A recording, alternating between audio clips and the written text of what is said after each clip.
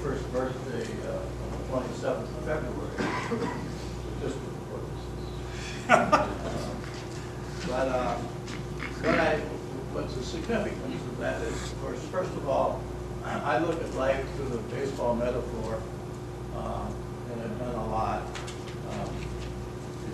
There's copies of this available, right?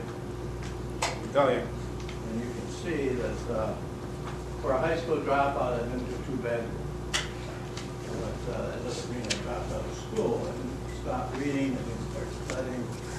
I simply was able to read what I want, use my energies, do what I wanted. I had the independence of always being self-employed. And I think that's the segue into what this conference is all about, on self-employed artists. I think the way I look at it is, I am the business person trying to tell the artists that there's really a lot of stuff in here that's right down your alley. The tradition says you've always got to be starving, you've always got to be suspicious and stuff like that. That's the way it is in business too. But I think that as I've advanced in my own development of this chart, I coined the word entrepreneurship, because, institution. There's children here, I can't use some of the words.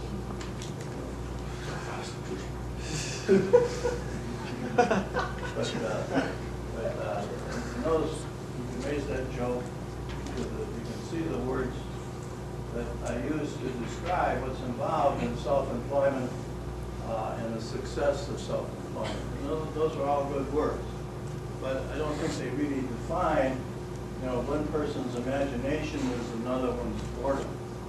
So you really, one size doesn't fit all. So now I've advanced further, and I have developed this poster, which is available, and these are no cost to you.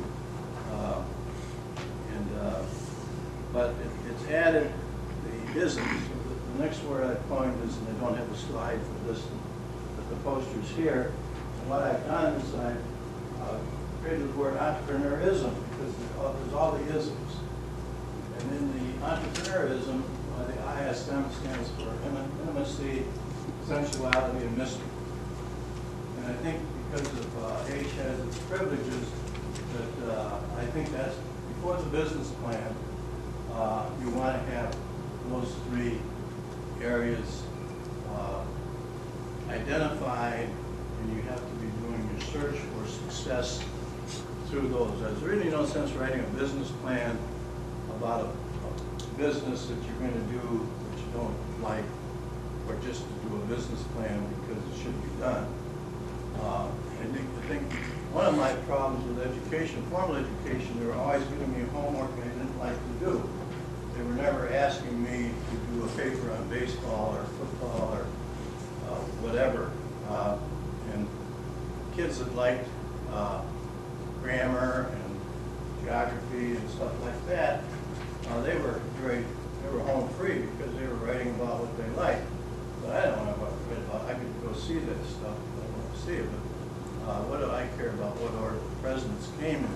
So I want to find that out on the website or something like that. So you get into these academic discussions today of core knowledge, which you're spending if you read what's going on in the editorial pages. Core knowledge, and what should core knowledge be, and experiential education, what should that be? And I think that now you have perception education, which to me is very valid, but because not many facts are used anymore. And so my whole purpose here is to try and be more factual and related to what artists or people in the fine arts should be doing. So when I talk about these sort of things, I've created this collage of things that sort of describes my life and some of the views of the isms of entrepreneurship. Now, in connection with that, as a corporate executive, and I had CPA firms, and I started a lot of businesses for clients, and met a lot of business with clients. And then I sold that at age 80 because it was an energy burning business, and I took over a chocolate company of all things. Talk about jumping into something, going from accounting to chocolate. I really loved accounting, and I still love accounting. I still on my own account. But I equally, as you can see, like chocolates too. Of course, dark chocolates with all the antioxidants is right down my alley. So here I am, 81 years old, and healthy and wealthy and wise, I think. But during my career, my art genes were always there, because if I was interested, for instance, in chocolate, then these are sort of a brochure on chocolate art. And I'll just pass this around for people to look at. And there's interesting things. There's chocolate sculptures in there. There's chocolate paintings in there. There's artificial chocolate pieces that we used in the candy shop, because Fannie Mae Candies was famous for their non-preservative classification in the chocolate, so that they would melt at 70 degrees. So we had artists that owned toys, we taught them how to make artificial pieces. So you see artificial chocolate pretzels and coconut butter, for those that know that white chocolate is really coconut butter, and chocolate covered toffee, for instance. You could manufacture those and they wouldn't melt. However, that doesn't mean that people still thought they couldn't be eaten. So every once in a while on some of our displays, people would actually, even though they're glued to this display or the bottom of the box, they would work and pull them off and pop them in their mouth. And we had a project with the University of Illinois where the students in the Jerry Hills, who was here, not here, he used to, because they were right across the interstate from us, he would send students and he himself would come over. And we always had chocolates out on trays throughout the kitchen. And he'd want to know if he could take them back to his night classes, because they really went well. So we said, fine. So we were experimenting with artificial pretzels, and there was a whole bunch of them in one of the offices of our store manager. So he helped himself to them and took them back to class. And when I came back from lunch the next day, I heard the secretary on the phone trying to explain that he called and said something about there's something wrong with those pretzels. They weren't edible. But the thing was that I think he took 50 to class, and we said, well, bring them back. But only about 45 came back, which was kind of scary, because he took 5 of those kids, ate those pretzels. And of course, some came back already gummed, toothless. So I think that's the, if you're so good at your art work, why the success is another problem. The ism of ISM has I is for intimacy. Intimacy is my coming down here and walking around and talking to you person to person and wanting to know how you feel and what you like, what you dislike, caring about you. For instance, if I get on an airliner and I'm tired, the slides are bent over. If I get on an airliner and I'm tired, and as soon as I sit down, one of the crew members comes up and says, would you like a glass of wine? If so, what kind? Would you like a beer? Would you like a cocktail? Would you like a hot? I mean, that's intimacy. That's somebody caring about their customer. That's what we as consumers want to have. And that's what has to happen in your businesses. Some people will call that networking. Some people resist it. Here's a work in process I have, that when you get into these, call on 3 of your clients every day, chat about what they're doing, respond to this house, and I follow up and follow up. And you folks can read that, I think. Spread your email address around, get some spam. Spam is worth all you can eat. I don't know if any of you ever tasted spam. I grew up on it during the Second World War. Reinvent your vocabulary. Ask your colleagues for the words and phrases you use all the time. Now, having been involved in this conference, what, 6 years, Gary? Yeah. The vernacular here has changed. And it's changed 2 ways. By the consumers, the artists that are here I hear them using more business-friendly terms. There's more tolerance for profit. There's no more tolerance for loss, but there's more tolerance for profit, which is the purpose of that. I hear the tolerance for creating jobs. I hear the tolerance for understanding basically about financial statements. Did I pass out? You had the chocolate. Also, one of my baseball, of course, and this is baseball art, just samples of baseball art. But if you look at my own collection, I have Western art, I have military art, I have almost every one of the endeavors I have. I have art. Unfortunately, I have a daughter who's an artist, so she makes things that I like too. So, but I think that it's the same way with the speakers. Now, I feel that I try to embrace the intangible of the artist, if you will. I like to be a free spirit. I'm not politically correct. I'm independent. Speak my mind. I don't want to compromise ethics. I don't want to do things that I might have to do if I was in publicly held corporate America. And there's a big difference. Publicly held corporate America represents about 10,000 of those businesses are publicly owned, known as on the stock exchanges. And it's those businesses that have a certain amount of mischief in them, and you can bet about that. And of course, that's the ones you hear about. But there's 27 million non-publicly held businesses. And of those 27 million, there's about 20 million that are sole proprietors. For instance, like myself, when I ran Fannie Mae Candies, I was never an employee. I was an independent contractor, CEO, and I told the board what to do. I didn't have the board telling me what to do. And I'd send them an invoice each month for my services. And I found that in life, if you really feel that you want to be good, that you don't have to work for somebody else. Regardless of what you're doing, if you really get to a level where you're good, I don't mean that to be arrogant or egotistical. The need for excellence, regardless of what it is so strong that you don't have to work for somebody else. That's true if you're an artist, it's true if you're a nurse, it's true if you're a doctor, it's true if you're a CPA, it's true if you're a lawyer, it's true if you're a teacher. Every profession and trade there is, if you really can meet that standard of those things that make you good, which are, you saw in the earlier chart of what an entrepreneurial institution is, you can name your own game. So I see reinventing the vocabulary taking place. For every decision you make, benefits. Is it the client? If not, focus on your decision for another 10 concentrated minutes and work out a way to change it. And then, have you ever been invited to a client's birthday party? If not, make the invitation your mission. And that's what I used to do. This past birthday, I didn't have a big party. 81, you're really not into parties that much.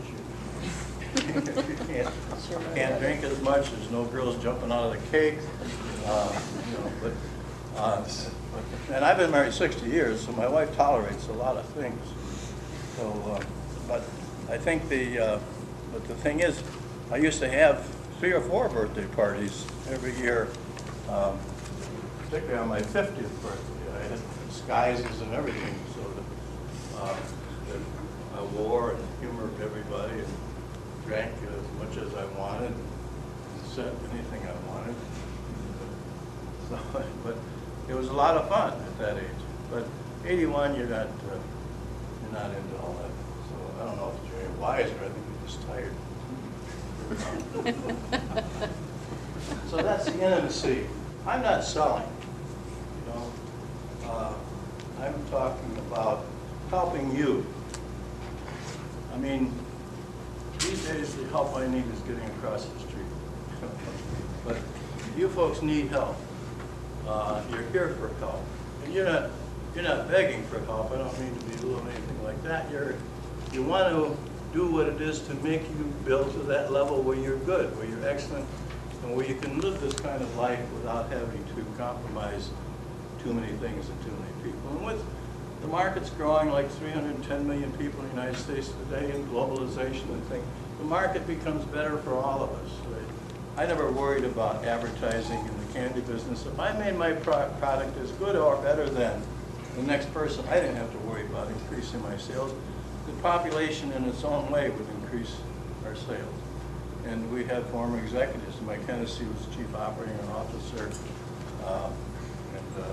So Joe Roberts has been a friend of ours for years, and so they know how that worked. So you don't have to be greedy. You don't have to get more than your share. Now the senses are sensuality. In their taste and touch, smell and see, and hear. Now, every business has an aroma.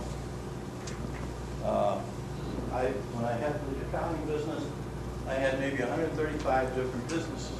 I could go in blindfolded, I think, and tell you what business I was in.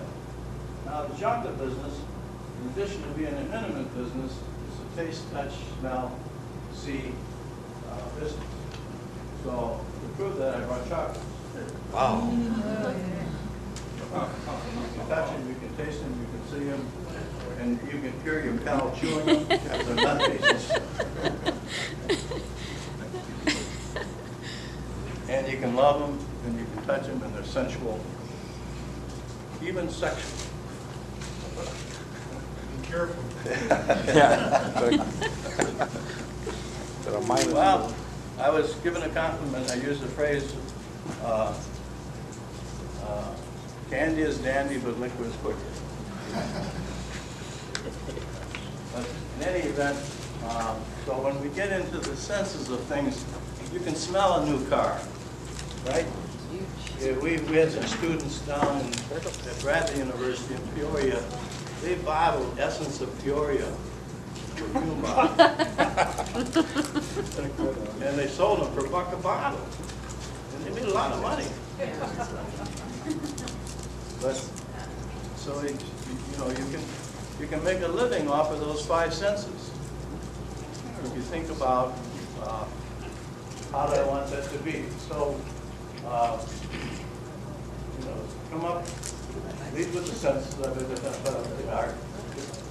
Smell, see, touch, taste, or feel. And then, of course, we have some other senses of movement. They go hand in hand, and we have senses of passion. So I think you have to be aware of all of those senses, but do it to the point it becomes natural.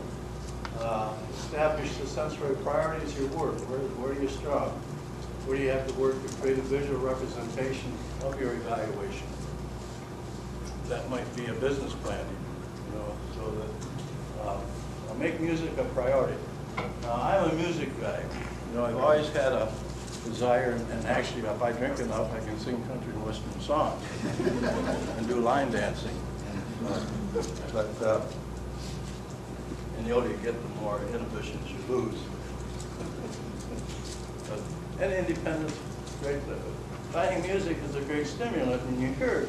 Why do you hear music? And I think that's what. And then finally, review a great design, share your favorite examples from CD covers, stationery, whatever. You see them around here. So I think the senses of experiencing your business, when you learn to love a business, how do my senses react to that? Do I really want to do that? Is it painless to do? My accounting work was painless to do. My chocolate manufacturing was painless to do. Our charitable work now, Mr. Hennessy runs the Coleman Foundation, and I'm what they call Chairman Emeritus. It was like being in. Being what? Being what? But Like being what? in any event, I set up the Hughes Foundation, so I have something to do to overcome that situation. Anyway, but I think that, so it's fun giving money away. It's harder to give money away than it is to earn money. It really is. When you're making money, there's an expectation of productivity and measured achievement. So if you're going to give money away that you earn and pay taxes on, which already makes it less, and you want to achieve something with it, like we're doing here, then we have to see what kind of expectations there are for what kind of measured productivity can we get for that expenditure or that investment. How much bang you can get for your buck, you mean? Zappy wouldn't they? Oh. Highlight. Good, Yeah. many words. Put a red dot in your head. But I think but you're right. I mean, how much, whether it's giving money away or whether it's doing it for profit or tax exempt purposes. And that's where young people are going to, now when you see this great transition of wealth that's going through the society today, which I haven't seen a great deal of yet, but it will happen. There will be, in younger people, we've already seen that there's more desire to be involved with that. There's more desire to be helpful in the cure of Katrina or some of these natural disasters. At the same time, participating in what is the result. So I think that will change, and I think that's the involvement, and that's what happens when you give money away. So it really is more difficult. There's a huge amount of money. I mean, there's 70,000 foundations like ours alone. How many can you name by heart? So it's the same thing with the stocks. If I ask you how many corporate publicly held companies can you name, you probably all can list a good many. And then I ask, well, okay, that's just 10,000. That's good. You know that many. Now there's 27 million non-public. How many can you name? Well, I bet if I went around the room, we'd probably be lucky if anybody knew more than one. Now that you know me. But I think that's the things that you have to be aware of. There's more going on that sympathizes with your endeavors than you realize. There's more people that want to help you than you realize. But you have to do that reaching out and use your senses of who are those people. And I can say that I think there's probably more hate in the country today than there was when I was a kid. You have to be driven every place today. And when I was a kid, it was an adventure. You got into fights, you walked through neighborhoods, you experienced life firsthand. The kids don't get a chance to do that today. And it's unfortunate because for whatever the reason, we've kind of lost our way, we've cheapened life, and it isn't necessary to do that. But the only way that I know how to do that is for me to come here with these fellows and people and tell you firsthand and let you challenge me. Oh yeah, Mr. Hughes, what about this? And Mr. Hughes generally has an answer. I can dance. That's the census now. So remember what those are. And then finally we're going to get into the mysteries. Now, in here, say, ask everyone to work a story that reflects what makes you think special. Now, dreaming is the mystery. We dream great dreams, and there's a great line. When I dream of you, and maybe someday they'll come true. I think that that's very poignant for what to expect out of your young lives. If you can dream, you can realize the mysteries. And as for a story, I don't know if any of you know who Warren Buffett is. He is the second wealthiest man in the world now, I think. Who is this? Pardon? Who? Warren Buffett. Buffett. Do you know him, Katie? I don't. I'll look it up. I'll look it up. Okay. Katie's from northern New Mexico. Jamesa Mesa High School. Warren Buffett. But he's from Omaha. Berkshire He owns Hathaway. Seas Candy, and he just gave Bill Gates about $60 billion because we met with Warren, and he said, "I like what you guys do in your foundation, but I'm not good at giving money away." And he proved it by giving $60 million to Bill Gates.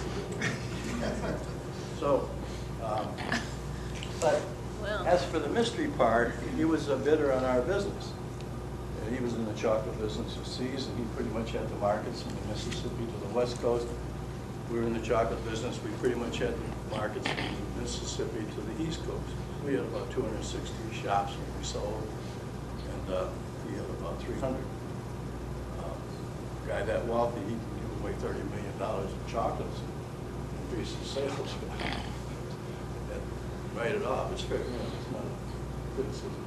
But he said to us, because we sold, those of you that are Fannie Mae fans, or you know, we had a frozen fresh line of chocolates. We had about 14 different packs of our chocolates that we could freeze and distribute through Jewel and Costco and Walgreens and other things through freezers.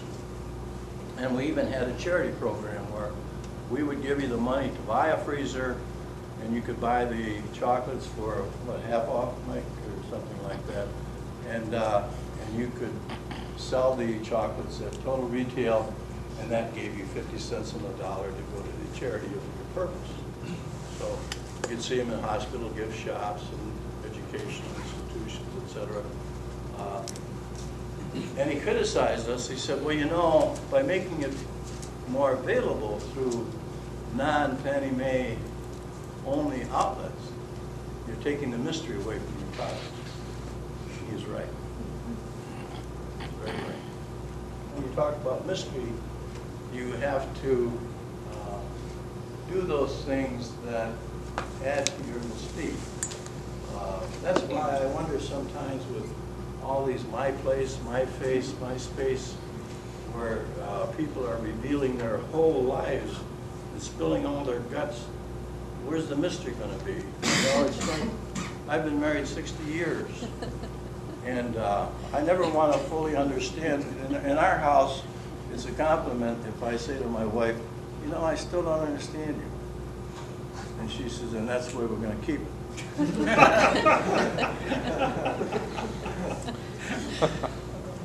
So it's give and take, see what I mean? But I think that's what you want to build into that if you get to know everything about every person, you'll stop talking to each other totally. You know? So you think I walk around my house naked at my age in this birthday suit? That baby's so wrinkled. I always leave a little to the imagination. That's the mystery of life. I think I could take this on the road.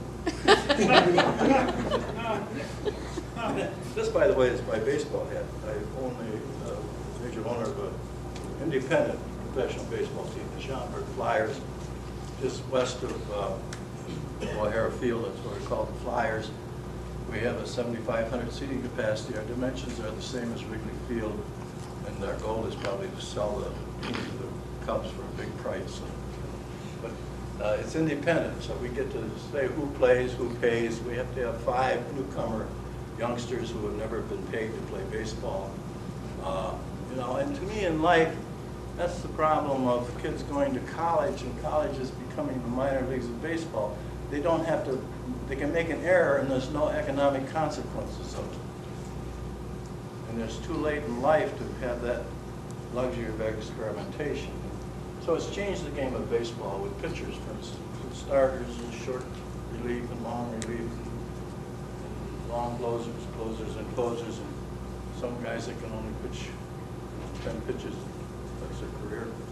But I think that that you got to play for money. You know, like it or not, we're a free enterprise capitalistic society. It's about the best we've ever seen. Yes, it's not perfect, but it's better than other places that I've seen or would want to be.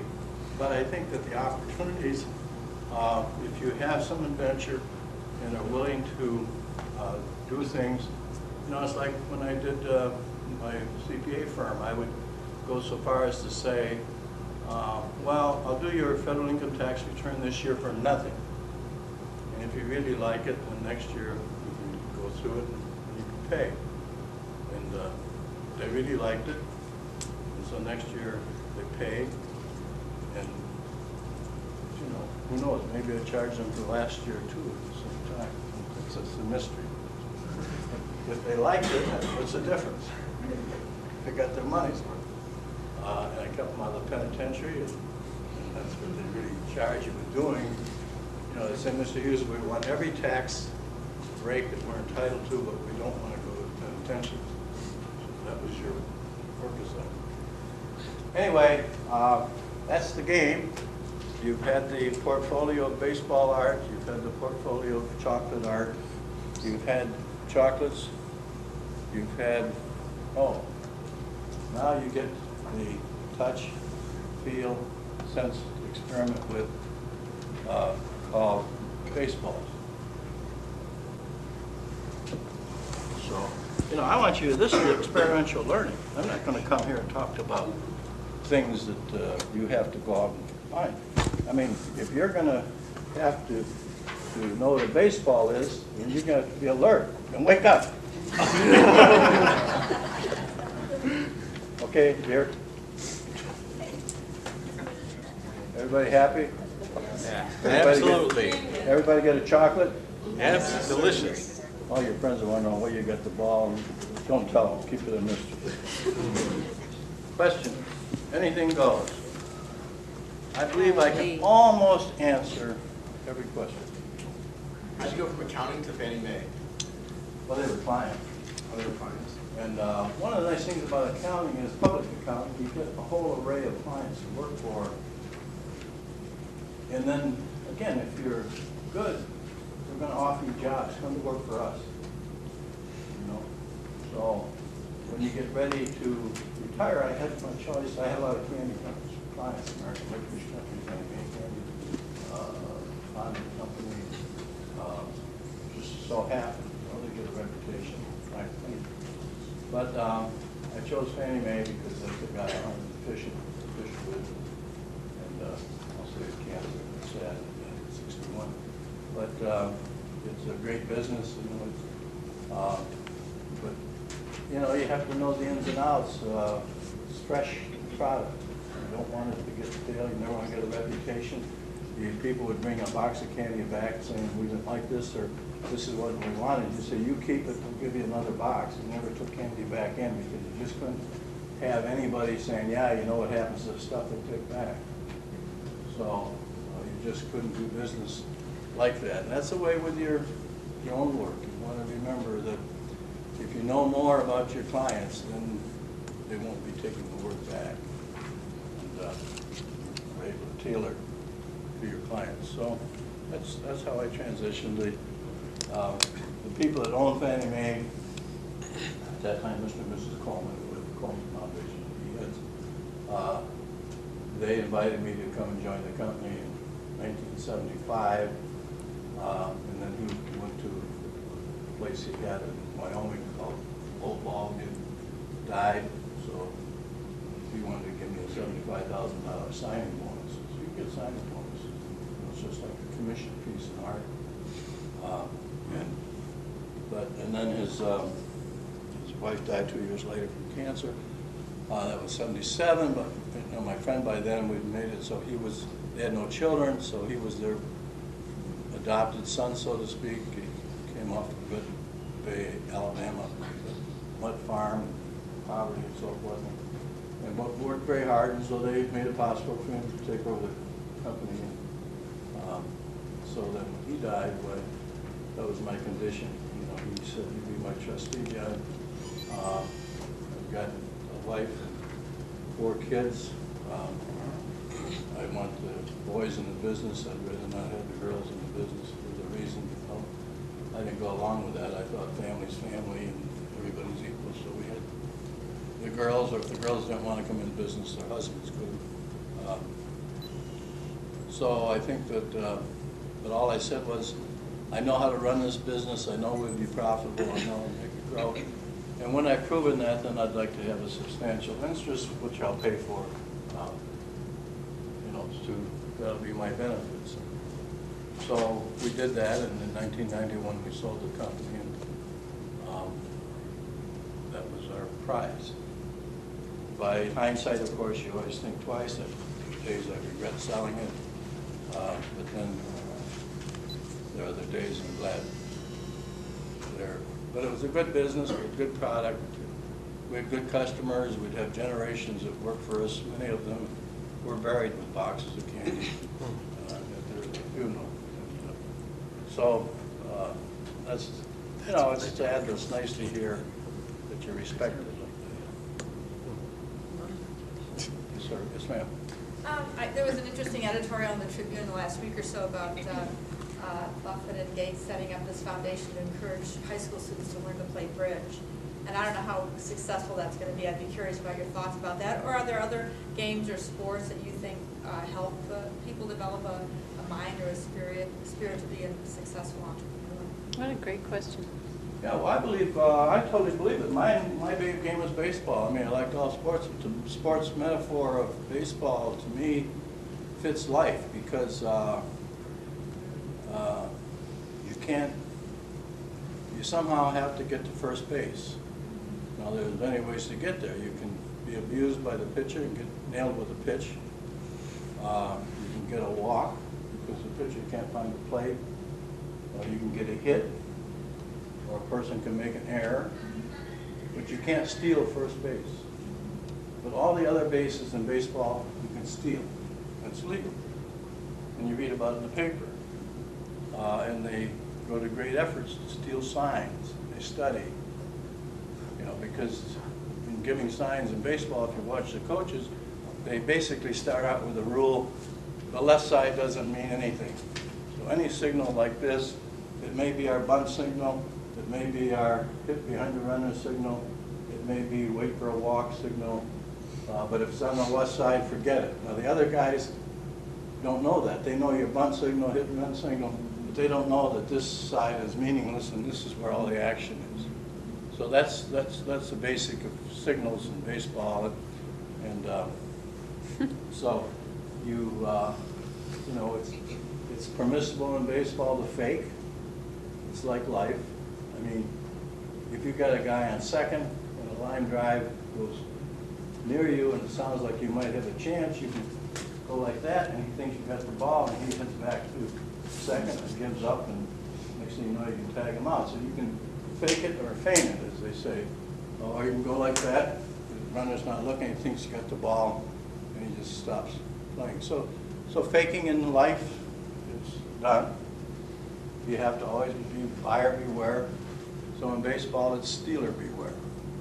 So you have those kind of things that are part of the game. I think that's why they fit life. I think that the computer games now that youngsters play, you can see different approaches by different youngsters. I know that he has two boys, and the younger one is a computer person in music production, and he would tackle a computer game, and he would go from here to here, solving the game. His younger brother, who was a jock, well, that's the bright kid, but when he did the same game, he would go from there to there to there to there to there to there to there to there, you know. And his older brother would be astonished. He said, "You know, John had to go through every one of those trial and error steps to solve that problem," but he did. You know, it's like a simultaneous equation. You can know the formula and solve the equation right away, or you could add and subtract, keep the equation and do it manually. So I think that I was talking to our investment managers the other day. We have a program that we engaged at Cristo Rey High School in Chicago, out in the highly Mexican neighborhood, where it's a career education high school where the businesses employ one of their students one day a week. And they like the businesses to have 5 different students, whether they're law firms or retail or wholesale, doesn't make any difference, or nonprofits, whatever. And then what they do, they pay $5,000 a semester for the students that they have. But the student signs that money over to schools to pay for their tuition. And I think it's a great idea, although some days I think they should be working 4 days and going to school 1 day rather than working and going to school 4. But the investment manager was talking about hiring some of those students, and he was asking us about it. My own thought, well, in the investment management business, it's Jack be nimble these days, Jack be quick. You know, hedge funds, market funds, short and long positions, alternative investments. That's a quick game. That's not something for me to be doing anymore. But on the other hand, if I were to look at the abilities, I would look at card players. You know, let's say, were you playing cards in 6th grade? Were you good at it? If you were in sports, did you figure out your earned run average, your batting average, your fielding percentage, and could you do it in your head? I mean, that was a great advantage I had, because I used to do fantasy baseball before it was in style. I'm talking about the 30s with a jackknife, and I'd flip it. I kept a record of my players and the teams with my favorite colors, and of course the favorites always won. But I calculated after every game the home run average and the batting averages and so forth, and had a whole season doing it. But we didn't have computers, we didn't have adding machine, so I did it all in my head. And then I got so, because it was quicker if I just did it upside down, I got so I could add numbers upside down. I could do arithmetic upside down. That really helped me in later life. It also embarrassed me. At one time I was negotiating a contract with a guy down in Florida, and I was adding up his figures as he was writing them down. Of course, they were upside down. And I didn't realize that he observed that. And so he picked his head up and he was watching me. And then I finished doing the addition, and I picked my head up and he caught me. But in any event, but I think that's the quickness in youngsters today with the computers is, and I think that's how I've been researched and proven that the quickness of youngsters that use computers, whether it be dexterity in their thumbs, the thumb generation, or whether it's math, arithmetic skills. And I sometimes wonder,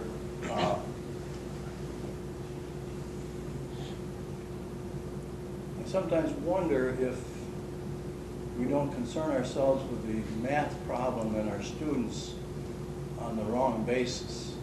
In other words, I think of math as being relative to things. This is increasing, this is decreasing.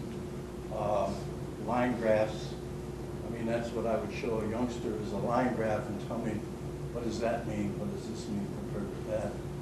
How quick they would pick that up, regardless of what the graph was about. On the other hand, there are some youngsters that go through 1 and 1 is 2, and 2 and 2 is 4. And sometimes you want the person who comes up with 2 and 2 is 6. Or better yet, you want the person to say, when you say to them, what's 2 and 2, you say, what do you want? Is that an accountant? No, it's an entrepreneurial accountant. We have to rise above our principles. More questions? I'm very honest. John, you obviously have a very, I'm going to call it upbeat philosophy, which is what you're presenting here. Did you start with this, or is this something that evolved over time, or was this an experiential thing? You just developed this as the best way to deal with people? Well, I tell you, I dropped out of high school in 1944 because I wanted to play baseball, and I did spend 1944 in the field because the rookie leagues were right at the ballpark. And then when the war got to me, I had to be a graduate. Even if I mean, we didn't expect to come back. I still worked with the airlines. And that was a big shock to us when we came back. We said, gee, what the hell are we going to do? We didn't think it would come back. And that's why the GI Bill was so, the second best thing of that century was the GI Bill next to winning that war. Because 16 million of us came back. And if you let us all out on the same day, we'd have continued the war on this side. That's because that's why we were trained. So by letting us gradually go back into the universities and colleges and continue my education through GED, get my high school diploma, and then go to the college. And then the good fortune along the way of no fatal disease, being adventuresome and not breaking. That's the only thing ever broken. That's the result of a line drive, but no money to fix it with. But even though I didn't make it in baseball, I use the metaphor, so I'm still involved in baseball in this. So good fortune has something to do with it. But I think one of the impressions was early in my life, probably around 9th grade, I lived in a small town in Wisconsin, and I was pretty upset with my home life because I didn't want to go to school. There were other things more attractive, so I ran away from home. And being in a small town, I couldn't conceal my runaway. I didn't leave town. I just hung out someplace. And after a couple of days, I realized by checking around, nobody's looking for me, including my parents. I even kind of walked back to the house to see if they closed off my bedroom. Of course, they had 3 boys in the same room, so there'd be some objections. But anyway, but that really made an impression on me that finally, after 3 or 4 days, I just went home. I said, this is not good. You know, I'd rather put up with that stuff at home, good home cooking, and a good spanking once in a while, rather than be out here doing that. But through that experience, it developed hope. You know, all was not lost. There were alternatives. And then, I think going into the profession, the CPA, I couldn't believe how much people relied on me. And that gets us back into the census. I would get so trusted, you know, because I wasn't easily intimidated. So they really wanted me to fight with the Internal Revenue Service. And I really enjoyed fighting with them. And I would really sometimes get so provoked, and I'd say to them, well, let's go outside and sell this. That might be the best tax law there is. But the thing was that so many people started relying on me who had better educations than I, who had more money than me, but wouldn't make a move without me.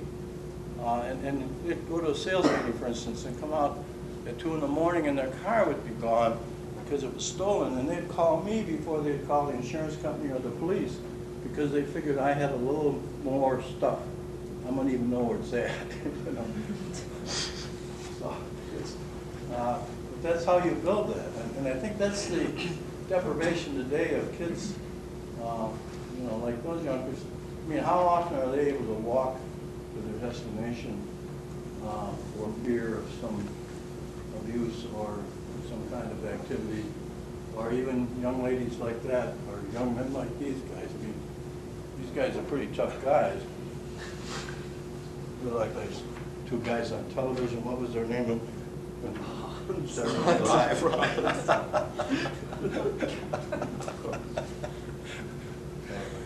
So, but you know, hope is, actually I think this is the century of hope. I was talking to, I think, Pamela about it, that through the end of the 90s was sort of the Reconstruction era.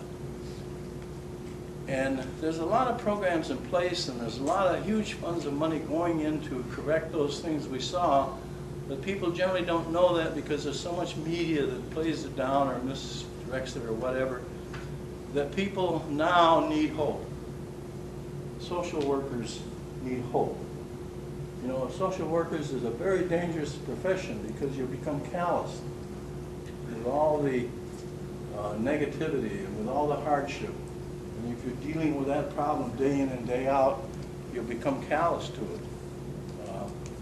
And you worry sometimes that we're not too callous to life itself. But I think if you can switch and you see that there is hope because of conferences like this, schools like that, people like them, people like yourself who care enough, that's all hope. And so I don't think you can identify hope. This is how you get it. But that's why I go to the senses.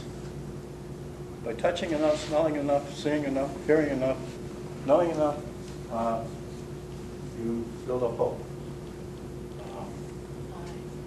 So I try to, if I have to do something, I want to think it through to myself and determine what's best for me. It's not always right. so far so good. Everybody got enough baseballs? Everybody got enough chocolates? John, thank you.